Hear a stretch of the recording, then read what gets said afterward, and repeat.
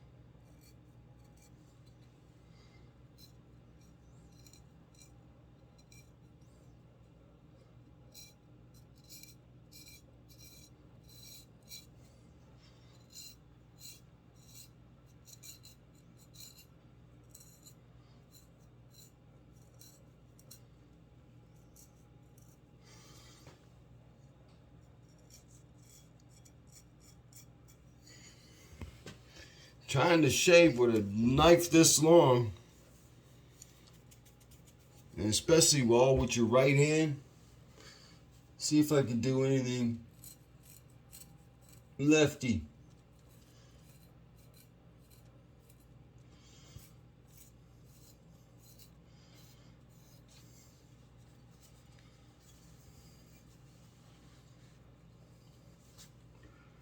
Now, this wrist, that's going to give me problems because I can't move it like this one. I can't go that way. I can only go, that's as far as it goes. I didn't do that.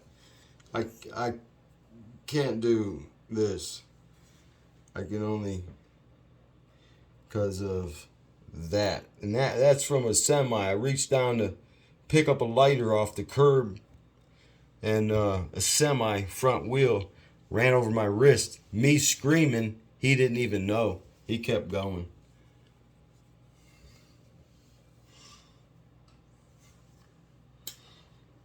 Yeah, time to back up.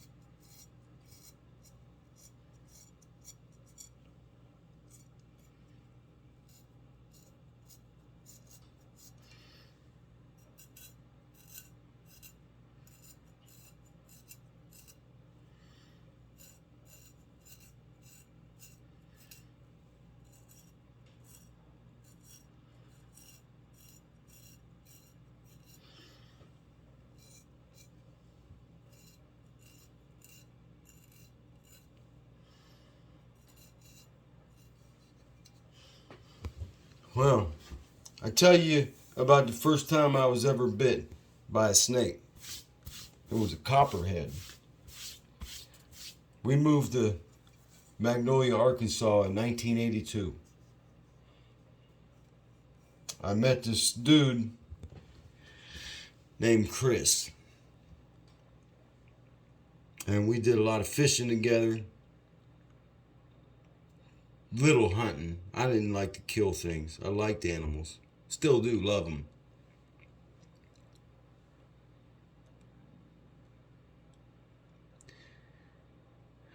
We went fishing at a farmer's pond, and it was a drought that year. So later in the year, August, water's real low. So we had to climb down the bank in the morning.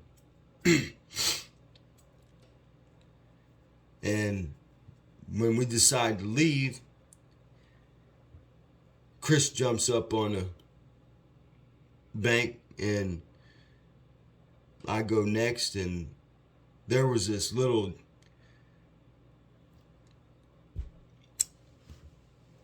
play thing he did. We were both 12 years old, maybe 13.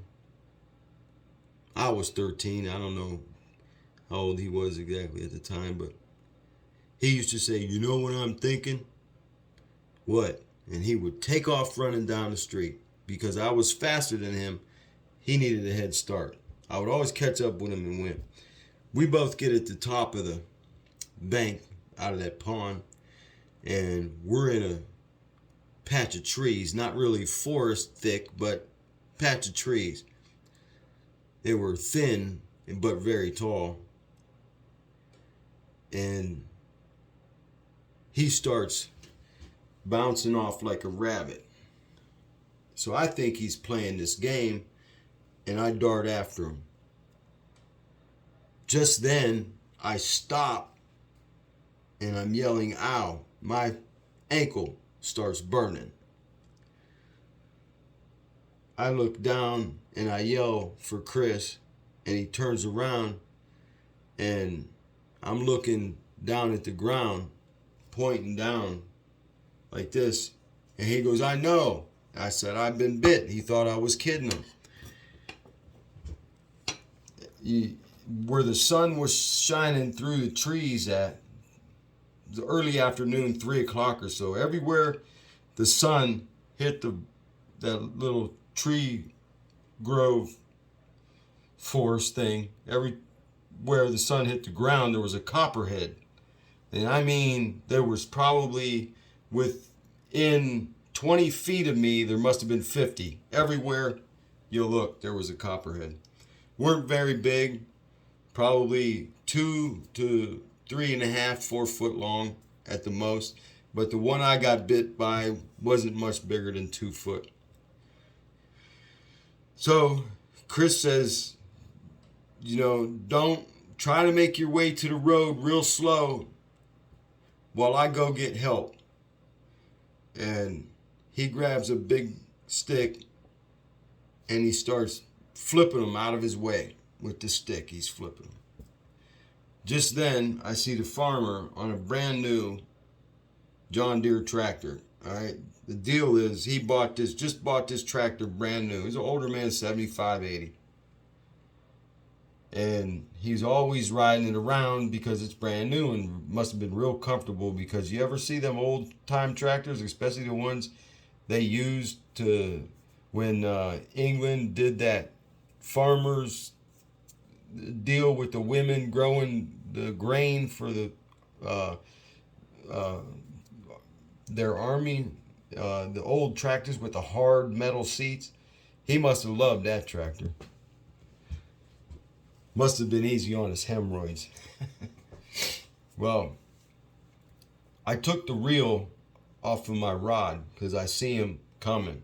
He's just beyond the fence, which is that barbed wire lined fence.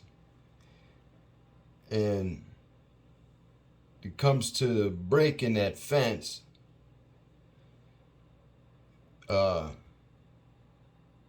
Where the cows, I think they messed up the wire, and so he cut it away and he was coming to fix the rest of it. We were 3 foot, 4 foot lower than him, so he couldn't see us fishing. We was real quiet. So I take the reel off of my rod and I throw it over the trees. Wouldn't you know it, it landed right on top the hood of that tractor. He was mad. He flies towards me. He's running over some of these saplings. He's just running them over. I think he even plowed a tree over that was so tall it almost hit me. And I was like pointing to the ground, and he looks down and he looks up and he goes, "You've been bit?" I said, "Yeah, in the ankle." He reached down with one hand. This is a 75, 80-year-old man. One hand, he reaches down, grabs my shirt, pulls me down, and then wraps his arm around my midsection, throws me over the hood of this tractor. One hand spinning that tractor around, and now we're going down the road. It's already been 10 minutes since Chris left to go get help. He gets to the main road, and my eyes are jiggling. There's a neurotoxin that attacks your nerves. So your eyes jiggle. I can still make my pupils jiggle real fast because every time I've been bit, that's what's happened. So I'm fading in and out, going towards the hospital. He's driving down North Washington Street, and all the cops that see him know that he wouldn't be driving that tractor down the street unless there was a problem. And everybody else in the town knew it also. So they were moving out of the way. We get to the hospital and I'm fading in and out. The police stopped at my house on the way. They knew me. It's a town less than 7,000 people back in 1983. So everybody knew everybody, and especially the Yankees that come down from Toledo. I spent 2 weeks in the hospital. My ankle swelled up so bad it split open. And that was before we got to the hospital. Either split open or the doctors lanced it. I really don't know. I never even asked. All I know is I woke up in pain. These things hurt when they bite. And I'd come home, and for another, I don't know, less than 2 weeks, might have been 10 days, might have been 8, might have been 12, who knows. But I had a fever, and I was supposed to go to the hospital if I had a fever. They told me to get back to the hospital, and I never even told my parents until my mom reached up and felt my forehead because I had a fever. She took me to the hospital. I didn't want to go. She said, "You're getting your ass in the car." This is an Italian woman. She's built thick. Was never fat, but she was thick. And she had an attitude that could calm down Mike Tyson, let me tell you. Wow. I got maybe skin rash or, rub rash, but I'm not going to have any pimples.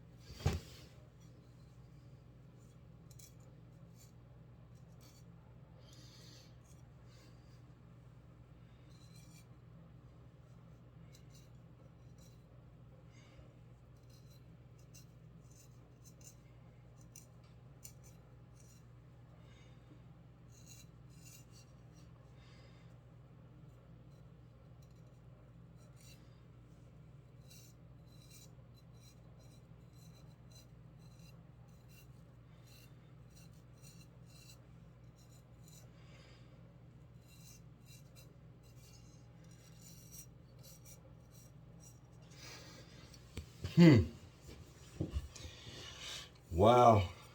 That's still going. Trying to not cut myself and contort myself to show off like I'm a Macho Man Rambo or something. I don't get into movies. I haven't even watched a movie from 2002 or 3 until 2015. I didn't watch any movies. I was always if I went to the Middle East a few times with this company and aided the military in support missions, abstracting and what do you call supply runs. But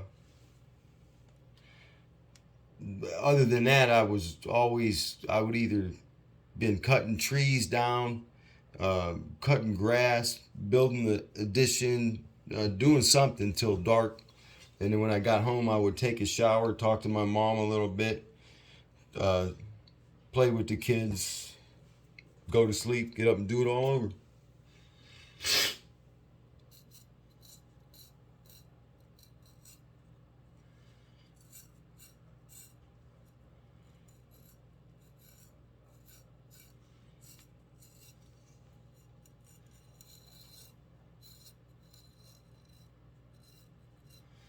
Damn it. I feel a pimple.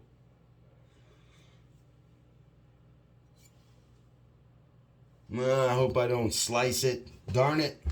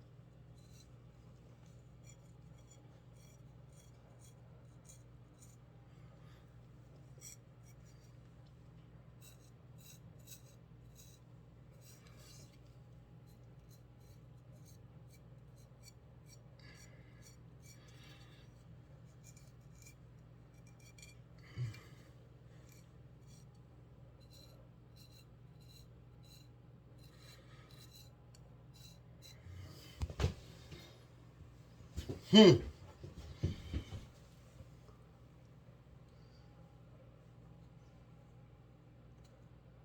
gotta get that some hair here and there. Of course, gotta put my spectacles on.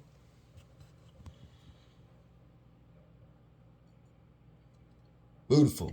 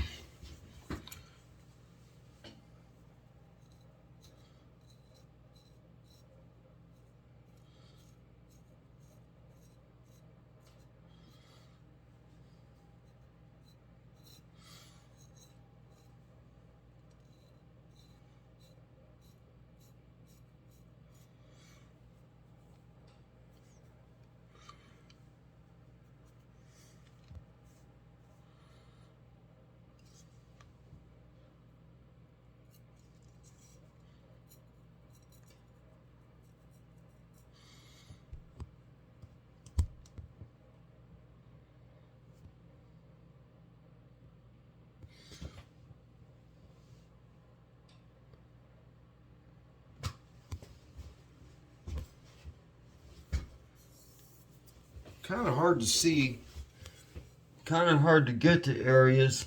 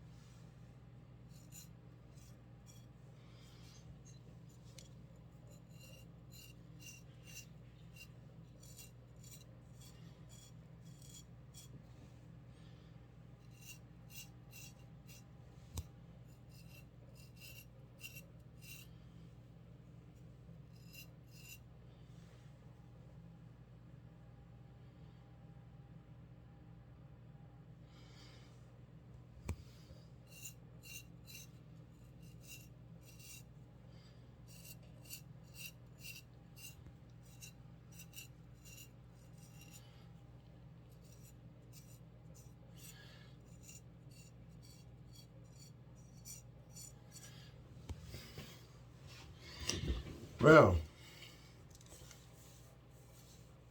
now,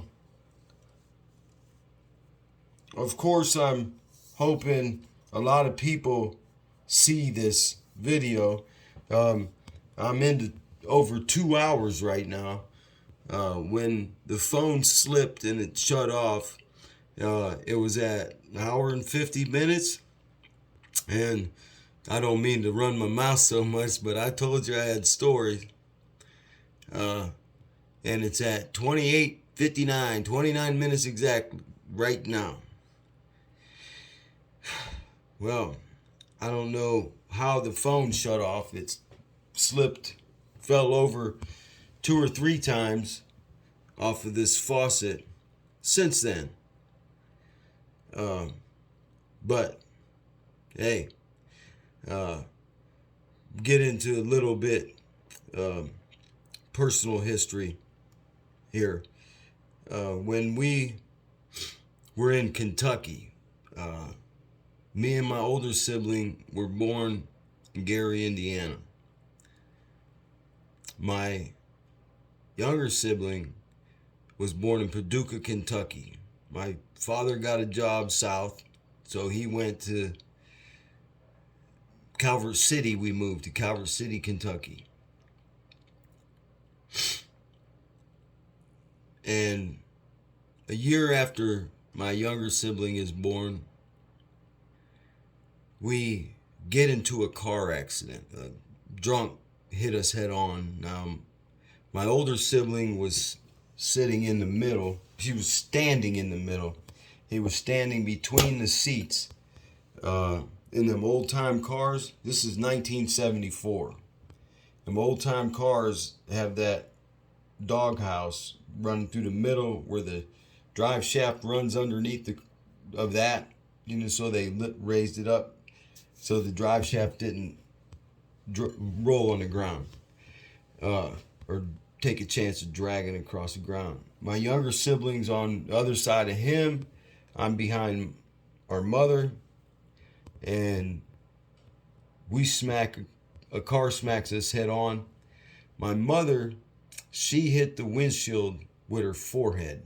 She had a scar going from the middle of her head all the way down to about this far down the side of her nose, and that put her in a coma. She was in a coma for so long that they flew her up to Youngstown so her family could be next to her. She wasn't expected to make it.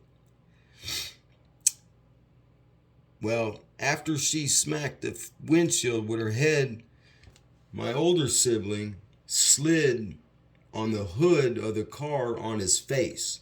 He had 172 stitches in his face. When we were in the emergency room, my mother was unconscious. My younger sibling is screaming, crying real bad. Somebody's trying to take care of him. And I'm quiet. I've always been a quiet kid in times like this, but I was hyperactive. My Uncle Johnny, best man I ever knew in my life. Him and his wife, the best people. And I am going to tell you, Johnny and Jonelle Harrell from Calvert City, Kentucky. John passed away a couple years back. I kept in touch with them all my life. I even took every girlfriend I had down there to go fishing, camping in Calvert City. Not Calvert City, Land Between the Lakes is where we went, TVA.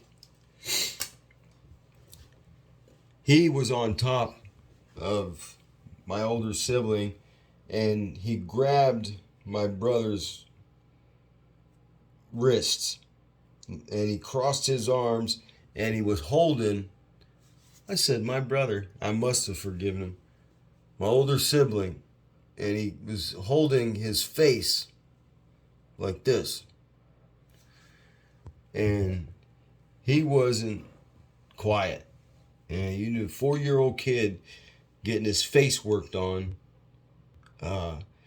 Nurses constantly flushing his face out. I'm standing up on a counter because I was that kind of a kid. I was always getting into something. I watched them play with his eyelid. His eyelid was hanging down from here. It was hanging down, his top eyelid. His bottom one over here was gashed all the way up. They had to stitch that one. But his eye was being held open by something while they worked on it. All the while he's screaming. I do not know how these surgeons were able to work on him as bad as he was screaming. I remember this like it was yesterday. I had braces on my legs that had to get cut off. I was born something wrong with my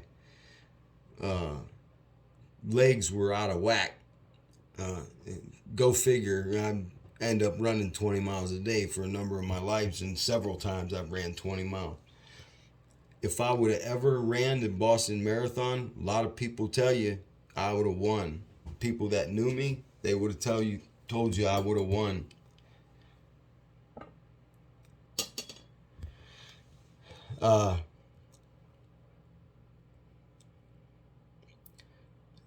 I don't know if that was the cause of the reason why he treated me so bad all my life. He put a number of stitches in my head. For no reason, he would smack me in the head with something. If I was sitting down watching TV, minding my own business, we wouldn't even have to be fighting or had a fight or anything. He would smack me in the head with something. He ended up hanging me in a tree. I got a scar on my forearm. I don't know if you could see it. This one here. Yeah, I'm doing this with a phone. He climbed the tree and started putting this twine around my neck because I was tying a twine up high in a tree. So if you hit a baseball over it, it was a home run, and it was kind of high because the field was short. And we were reverting to playing baseball there because the rest of the field was flooded. So the line was up high. He climbs the tree. I don't know how he got his big self up that tree, but he did, and he started putting a rope around my neck. And I start getting it out with my left arm. I'm unwinding it, and the branch breaks. And I'm hanging in a tree with a loop going back up to the tree. And then the branch breaks. and I fall down. Broke my upper arm, and while I was on the ground, the kids from across the railroad tracks and the other side of the parking lot of the aluminum fabricating plant, on the other side of that was projects, and those kids were some of the only ones that didn't push Frank away. He wasn't a pretty guy. He grew up, people called him Frankenstein, Funkenstein, Funky Frank. And then, from the time he was 11 years old, from the time he was 11 years old till he was 12, he gained 100 pounds, so he got big. So those guys came, and he tried to tell them that I was saying something, and it just went on for all my life. There's nothing I haven't forgiven him for. I didn't forget anything, but I stay away from him. But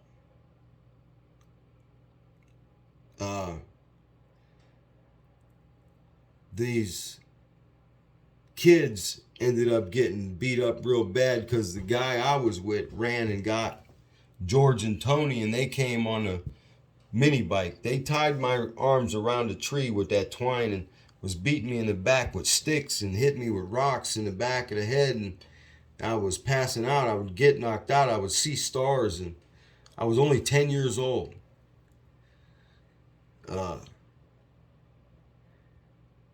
I heard the mini bike coming, so that kind of boosted my energy, and I turned to look, and George was driving. Tony was on the back, and George jumped this little drainage ditch at the end of the sidewalk to run off the water from the streets. Had the drains, so they would lead to that little ditch. He jumped that, and when he was coming down, Tony swung a baseball bat and hit a kid in the back of the head with it, and then went up to the next kid and hit him on the top of the head with it. And these kids didn't end up well. They were picked up by ambulances, which they deserved it.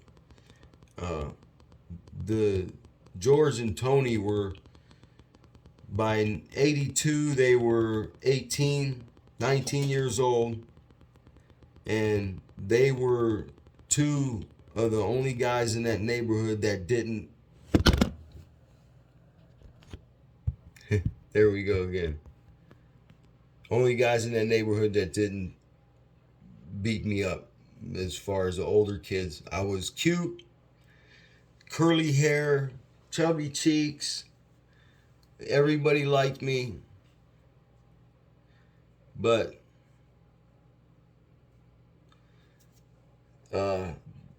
my older sibling ran around telling lies on me, and all my life he did that. Instead of bragging about my football accomplishments and my skills, he was telling people on the football team that he caught me performing fellatio on a dog. Things like that. Who does that? Bestiality does exist, but it's not my vocabulary. Instead of saying, man, come on, Ted, you can do it, like brothers should. All my life he did bad things. I mean, he did things and I would get the blame for him. But this has got to be the end of this video. I shaved most of my face. I probably left stubbles and patches here and there. But this huusk knife, you see what it can do to a face. Imagine what else it can do to a face. Wow. Yeah, we got a little stub patch there. I'm just gonna get off the phone now and say goodnight. I'll figure out how this video is gonna get on YouTube, but it's a very long video. Y'all be great. As Stephen Gardner would say, you are amazing. Thank you, Stephen. I'm amazing enough I didn't win that $1,000 he was giving away, but I'm glad he's doing that because I like to help people. I donate more of my time than anybody does anything for money for people. Thank you very much. I appreciate y'all watching. If you want to hit the like button, then I'll continue telling stories. There's a lot of them. I could keep going forever and ever. There's not a day I couldn't keep you busy for at least 8 hours telling you stories about my life.